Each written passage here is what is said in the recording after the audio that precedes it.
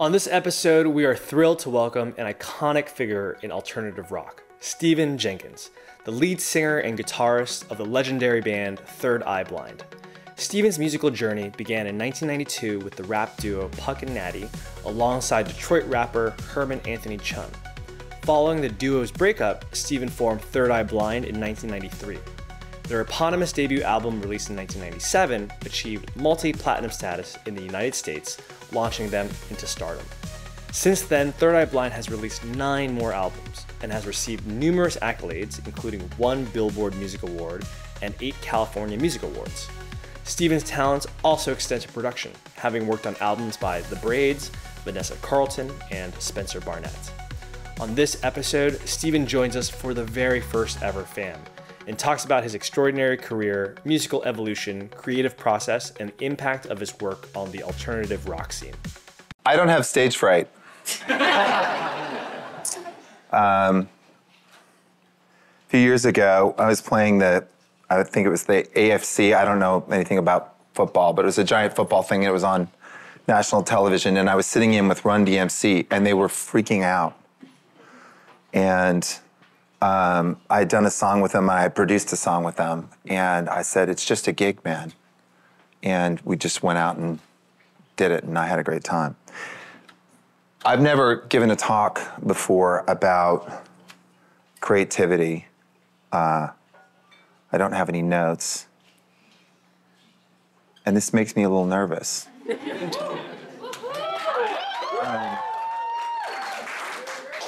So, a friend of mine told me this trick. It's like a touchy-feely trick. It's saying a voo. And the way you do a voo is you do like a nice big belly breath, and you go, voo. So, I'm going to do one now.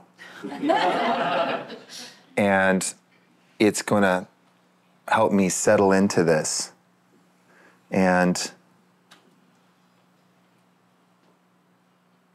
I come at it with a bit of trepidation that this voo is going to help relieve, because the idea of me telling you about creativity sits a little off kilter with me, because I don't know what the creative path is for you, and I know that there are a lot of artists here. So what I'm talking about is what I've learned, and in telling you what I've learned, I'll tell you a bit about my path of how I got from the beginning to where I'm at right now. And my hope is that you can all lean into this with a willingness to take this in and be moved into some other state of your own creative trajectory from what I say. So, ready?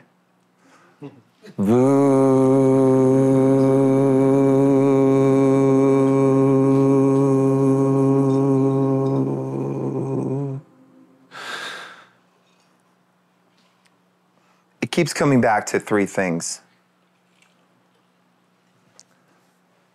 The first one is a drive. It starts with a drive. The drive is blind. And that's not a double entendre, or whatever. I pulled pots and pans out, and I would bang on them, and I would sing out the window of the car over and over and over again. My parents would tell me to stop. And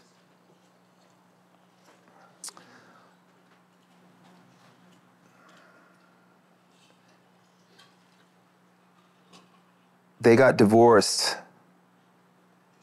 My mother was an alcoholic, and my dad was sort of absorbed with his own work that was also sort of falling apart. And I had dyslexia, so school was sort of hot and frustrating. And I knew the drums were there for me. And I would go and I would play them. That was my drive over and over. And I began to hear a sound, and this travels. I've never done this speech before, and I don't have it all worked out, so we're going to jump around a lot. Because right now, I'm 9. And I'm playing drums now about 4 hours a day, because it is a way for me to hold together everything that is falling apart. I can actually get control of my body and the drums and put it into a rhythm. And then I can begin to sing the things that are missing. My mother left. My father said, be a good boy, be good boys, and she'll come back. And there begins these drives. A drive. The drive turns into a vision. And the vision becomes the dream, the vision, the drive. It's the first most important thing. I played until I became expert, became professional, a studio drummer. And to please my parents, I went to college and got out of college and decided that I wanted to continue going with music. And there was nothing about that worked out. I had no contacts. I had no trust fund. And the bandmates that I would put together would they would just fuck off on drugs mostly at that time. There was a real, I just had drugs chosen over me repeatedly. But I felt like I was in possession of something. I felt like I had something of substance. And the only thing that I had was this vision.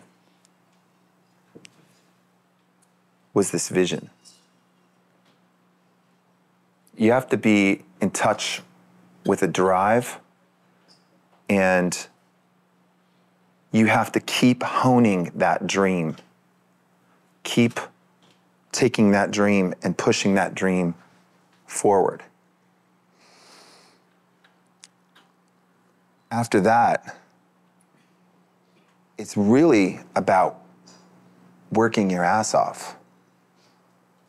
I got this sense, and that it came to me. I think it was probably from my mother, because I had dyslexia. She said, well, you just have to work harder than everybody else. So very early, she gave me this gift of you just have to work harder.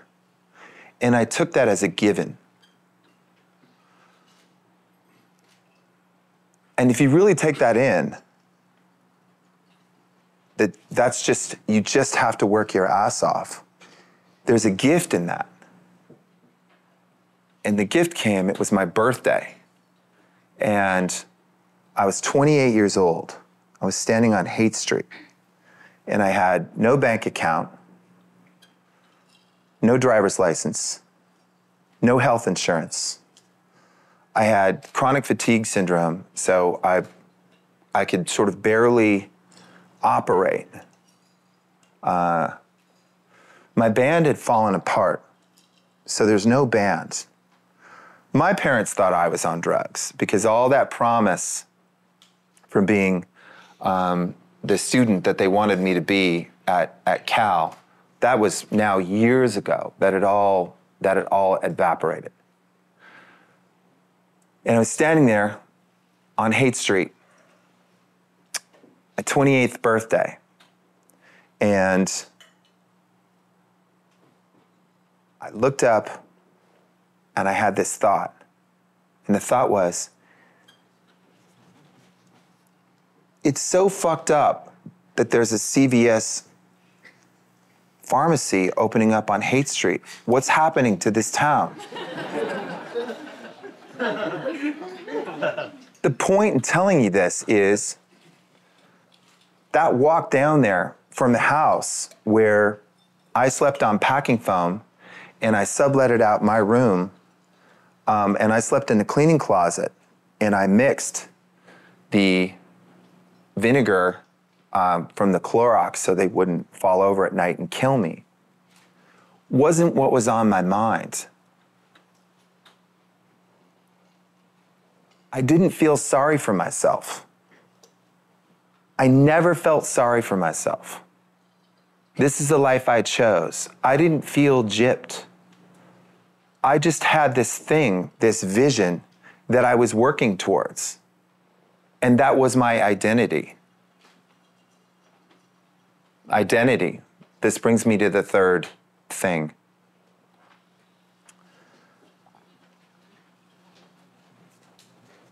You cannot give a fuck about what other people say. They don't like your work. They do think your work sucks. Critics, they are not part of this world. They're not. They're not. They write about it. It's different.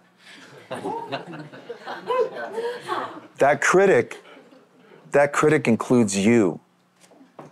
So after my third album, I had been going from my first record deal. I toured after that first record for, I was home for, I think, cumulatively 3.5 weeks in a little over 1.5 years. And then I went into the second record. And I went through a big public breakup, and I made my third record. And I listened to the critics and the critic within myself about, am I good enough? And I didn't make a record for 6 years after that. You cannot care what other people think. You are an artist. We don't look the same. We don't dress the same. We don't act the same. You like my stuff? Great. You don't like my stuff? I don't fucking care.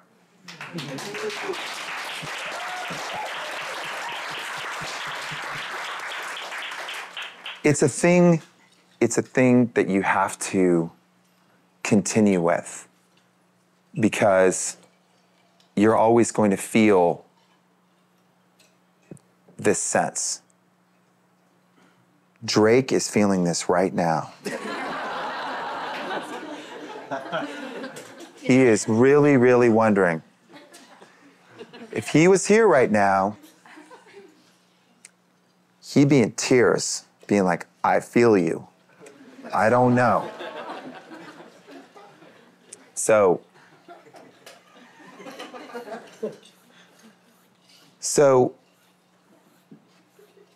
there was some primal thing that I get in touch with, which is just knowing that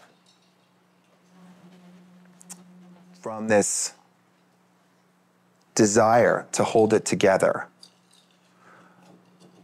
knowing that very clearly, because I came up at a time of grunge, and I knew emotionally that I fucking hated grunge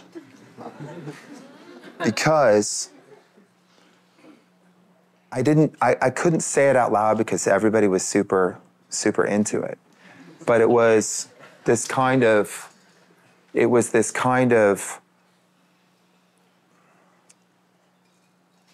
saying, it was nihilism, is really what I heard about it in it.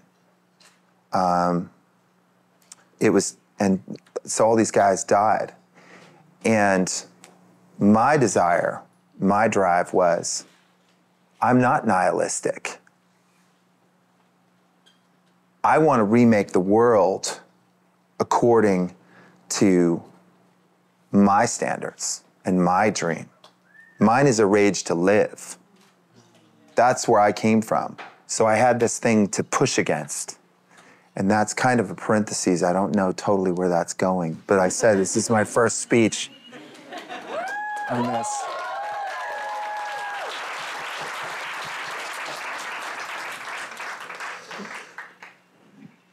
But in coming up through this process of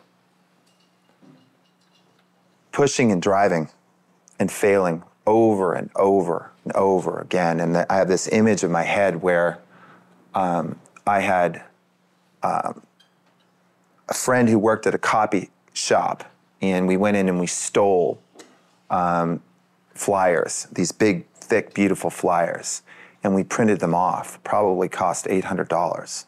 And I had another friend who worked at Skywalker Ranch, and we drove in to Skywalker Ranch, and we recorded there for 4 days, and they just thought we were in a recording session.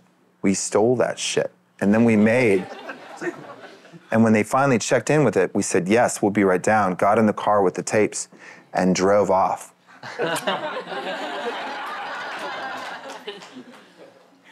We took the invite to Live 105, which was the radio station at the time, and we made a PSA for it. And we knew somebody at the radio station, and we put it in with them at the radio station, and they advertised our show at the DNA Lounge for free. We stole all that shit, straight crime. And at that show, the drummer didn't show up, and it all fell apart. And for years more, year in, and then another year after that, nothing happened. In that time, something else occurred to me, which is there was this guy, and they were in another band, and they were called the Brown Fellinis.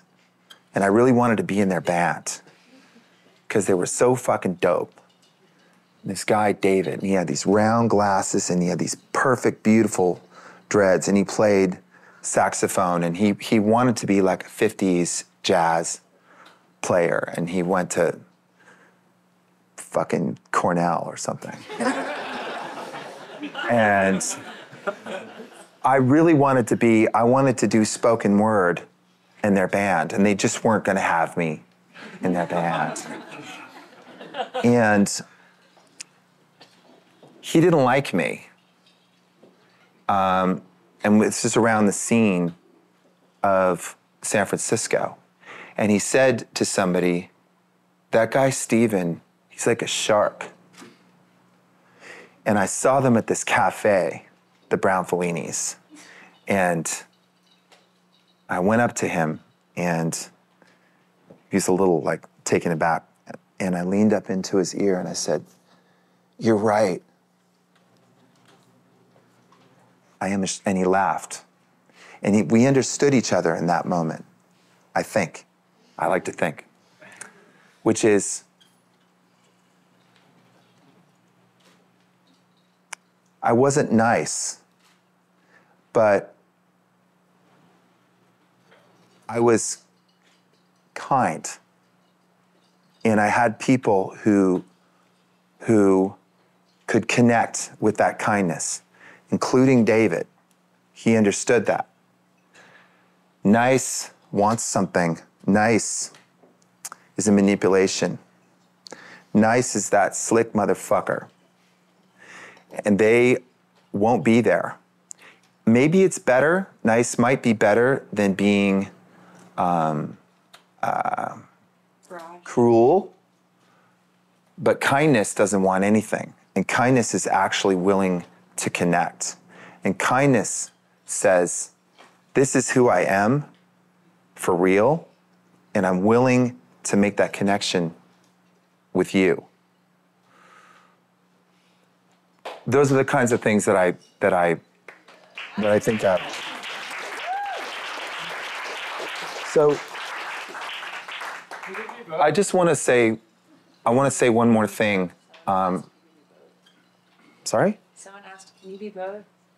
I don't think you can, and I'll tell you why. I think as an artist, when you're nice, and I don't mean Midwestern, we all love that whole, we love a friendly waitress with a key lime pie. I'm talking about putting a sheen over yourself that as an artist separates you from yourself, and it kind of puts you out of touch.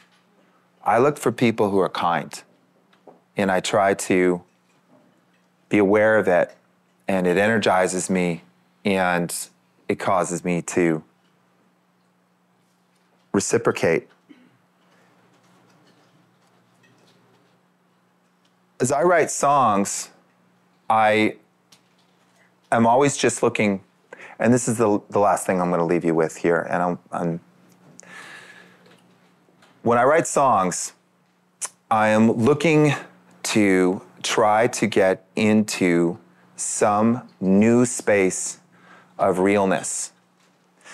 And the battle is, am I actually being real and in some kind of new thing? And I'm always questioning that. You're always fighting that critic within yourself. At least I am. I just always. So here's the lockdown, the pandemic, and I'm up at the beach at my beach house, don't you know?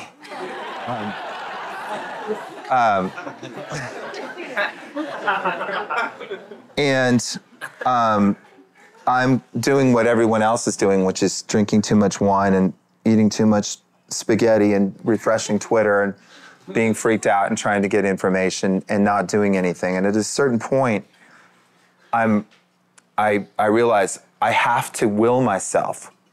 Thing number 2, you need to work your ass off. Artists work. We do the work. We don't sit around and feel sorry for ourselves. We work.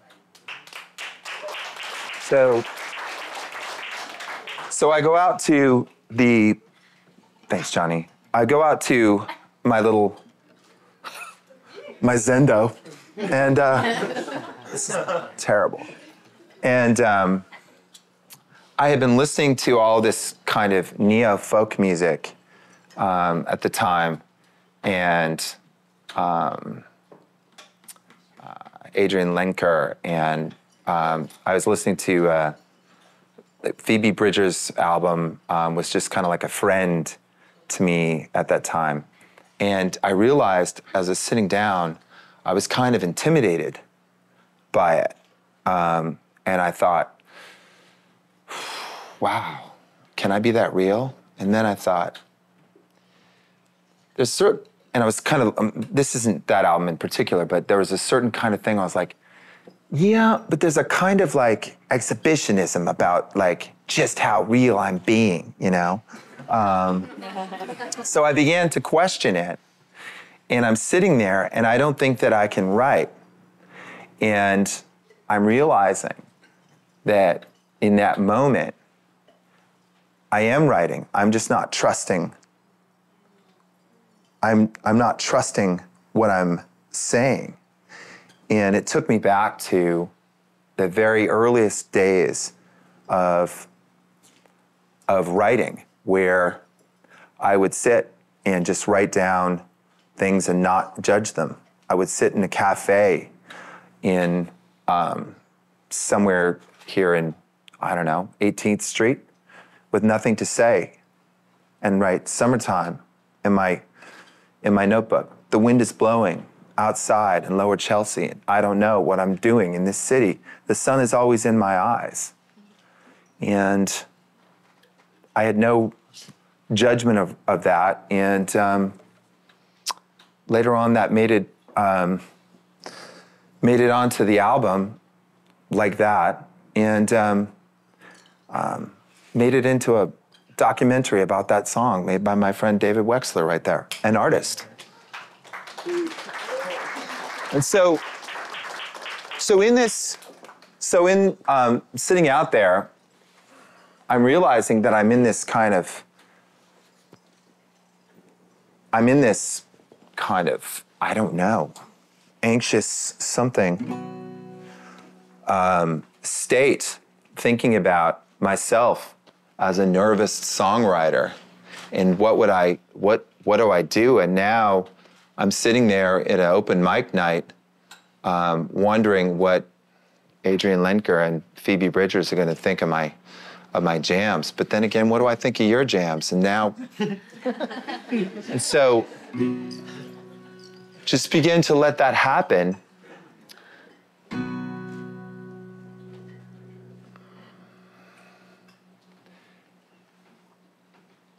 And write it down and don't judge it. And let the story of it take shape. And go live in that space without being intellectual about it. We don't make essays.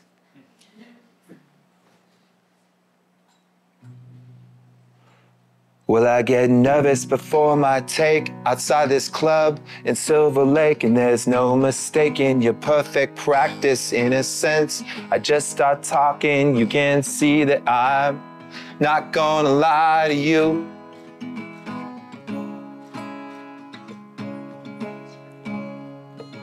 And this folk music's fucking me up, makes me think I should quit. Maybe I'm just scared of it. Quick hit and a flip of a Zippo. Inhale and your eyes squint. You point at me with a cigarette finger. Say you find some good shit in the ruins. But deep down, I'm not sold on what we're doing. Deep down, I think you're seething with ambition. Like everyone else around you on a mission to see just how many likes that you can get. Get your fingers wet and have the people watch you rubber freeze. That everyone needs to be seen. There's no growing in the dark.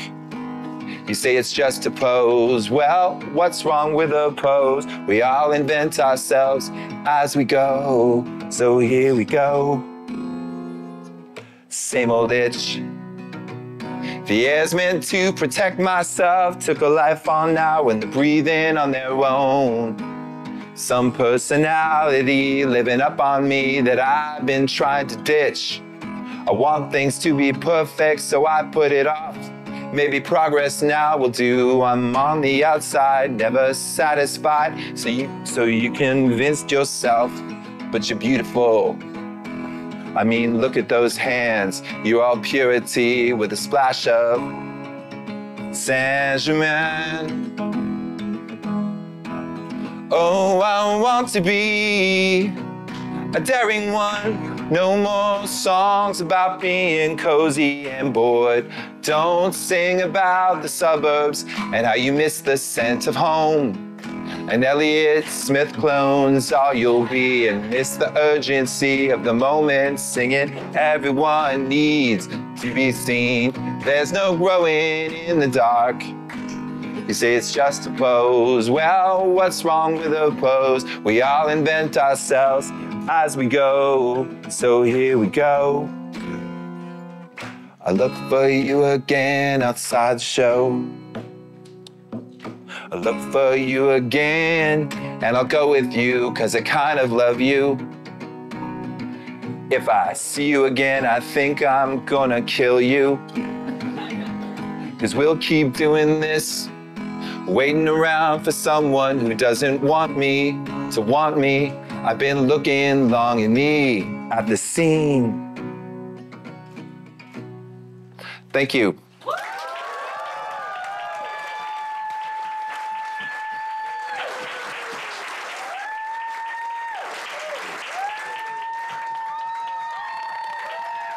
Thank you very much.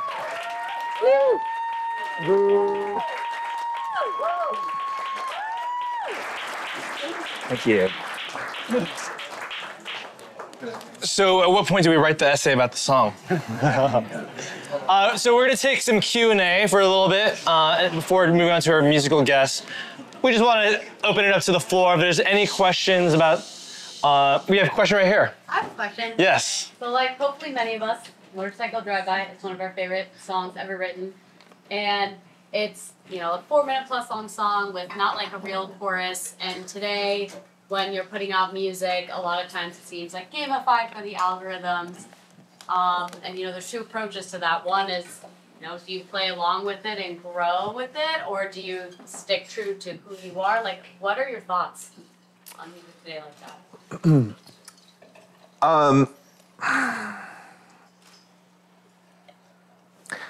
I think that we're always trying to work with the technology that we have.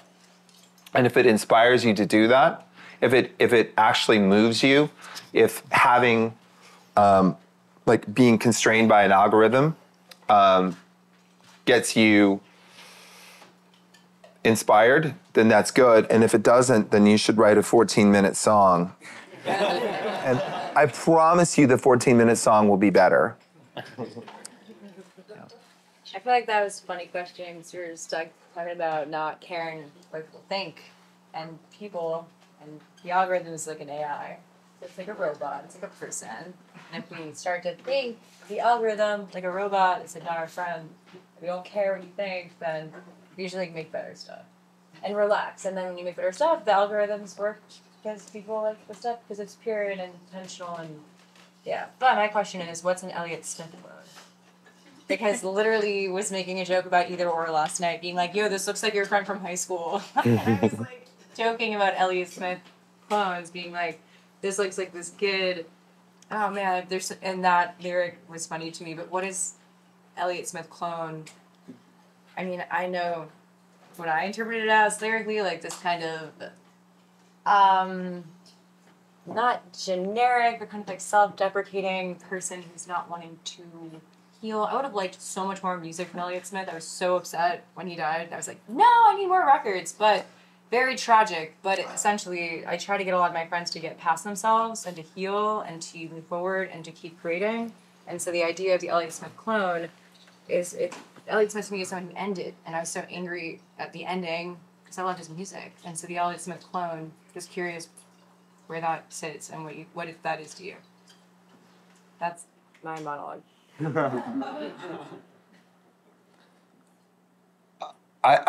That's okay.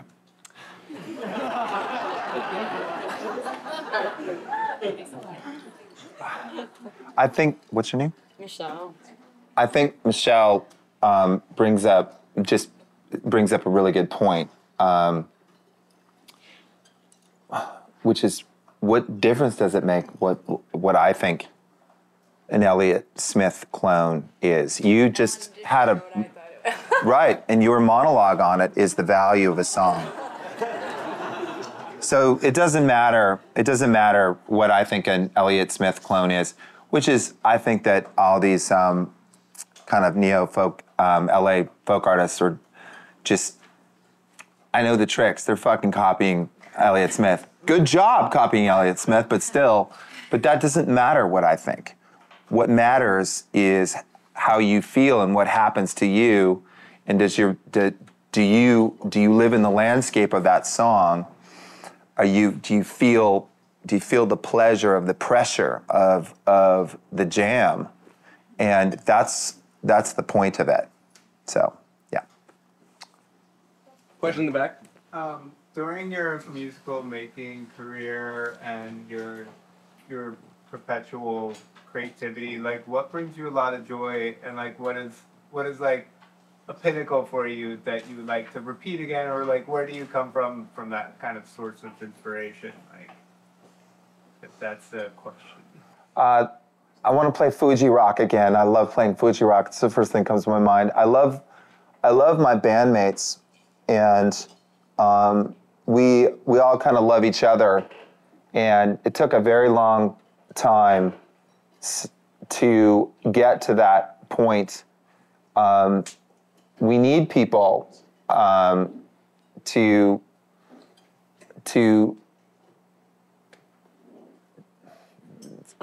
musicians. We need people, but we also need to recognize toxic relationships, and each of you needs to know this thing that I did not know, which is nobody is going to make this happen for you.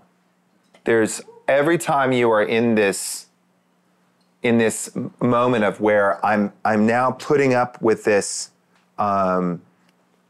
this toxicity, this dysfunctionality. Just skip to the part where you go, it's not worth it, and realize it's not worth it, and go peace out, because you're going to peace out. And keep trusting yourself. Keep trusting yourself that you are going to do the work and that you will find your people.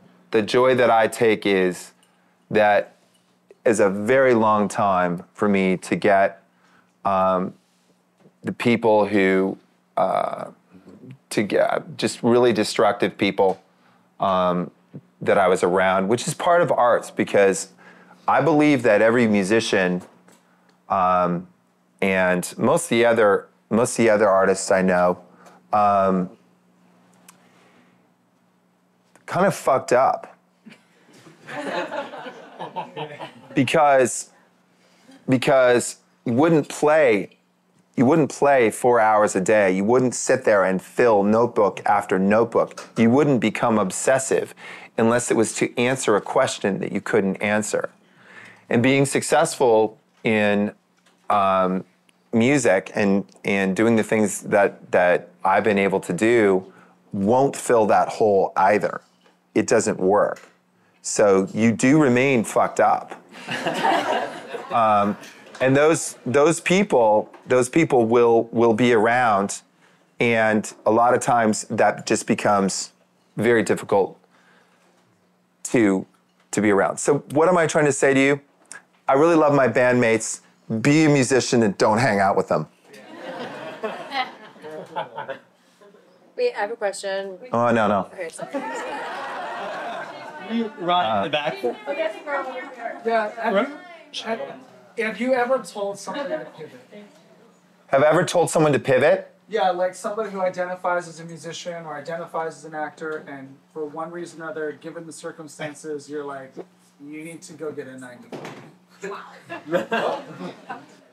One time I was a speaker on a songwriting conference, and I opened with something that was kind of the cliche of like, I would never be at one of these fucking things. And I think it was a bit harsh. I told everybody in the audience to pivot. I was like, but I've kind of softened my view from them, because I think that for me, I didn't have these tools. So for me, there were these massive gatekeepers. There were these just horrible, horrible people that if you were lucky, you could get into a studio and it cost all of this money. And then you would maybe get in front of a lawyer or somebody who would take this giant percentage and maybe get them to get into some, just some guy wearing like white leather shoes and smoking Marlboro lights and blowing it in your face in their office with a bunch of like granite shit, and like that guy. And now, one of my favorite albums of all time, The Streets, Mike Skinner. That was made on, that record was just him sitting on, I think, a Dell and singing into this shitty Radio Shack microphone, and he made one of my favorite albums of all time. So the possibilities with the technology that we have makes it so I don't think you need to do what I do in order to have an exchange with people. I don't think that you have to take the sort of vow of poverty that I did and make a life where your art is out there and you are interactive with people. So no, I don't want to tell you to. I don't want to tell you to pivot. Maybe like 2 more questions and we'll, yeah. Okay, yeah, please. Hi. Thank you so much for talking about the critics and how they're basically going to come. And I'm publishing a book right now. It's my first work of art into the world, and I am really excited and scared of negative comments, and I know that's going to come. And so my question is, how do you deal with that? I know you said it's going to come, but what do you do to not fall into like negative thought spirals, or just going to a place of, you know, going into looking at the mean comments and falling into them? Yeah.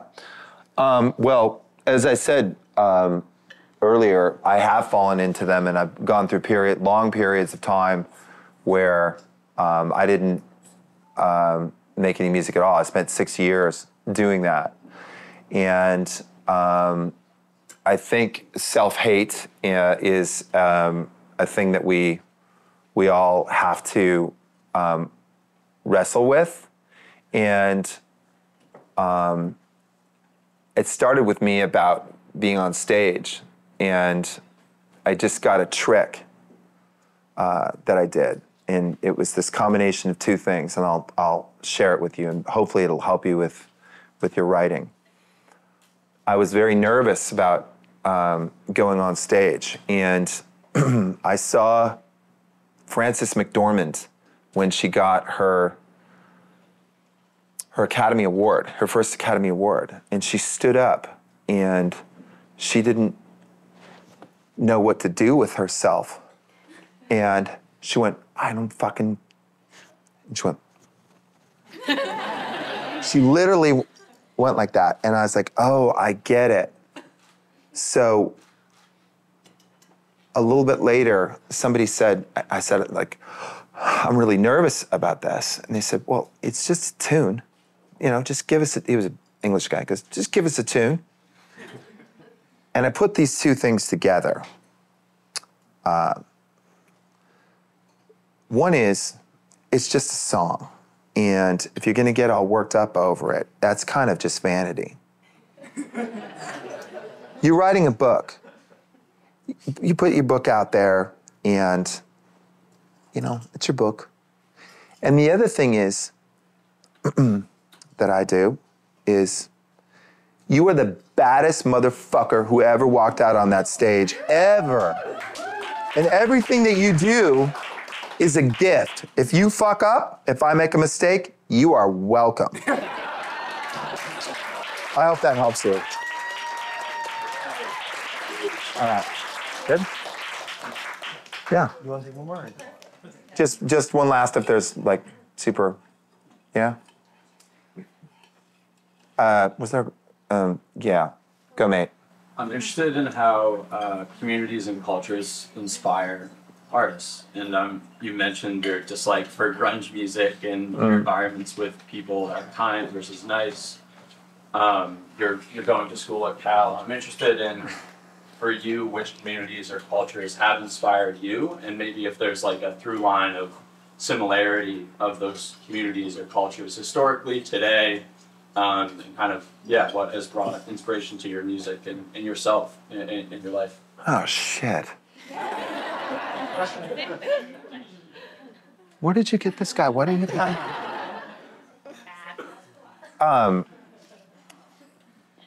Is there a through line of culture? I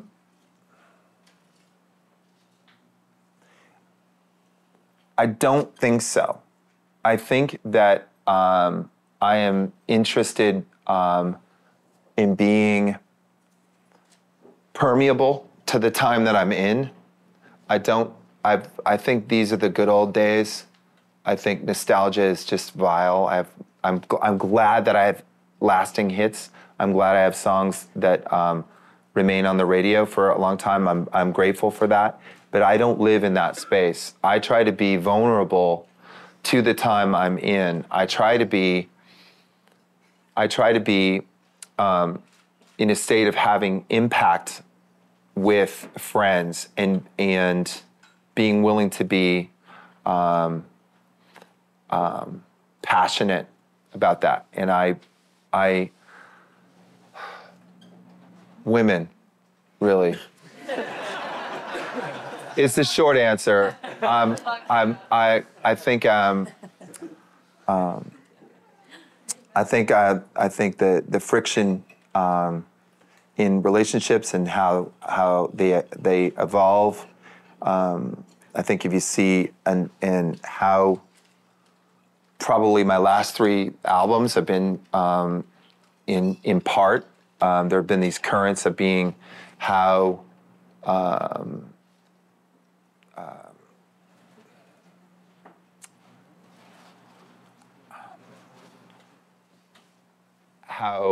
within culture, gender relationships evolve, and seeing that impact on me, because I think so much relationships with women have been my muse. But mostly when you say that, I think of a kitchen late at night, drinking wine from a jar and leaning in to tell friends a story and needing to hear it and feeling like that's the most important thing in that moment. And I write that down. Thanks, let's have a party. Thanks, guys. Let's give it up.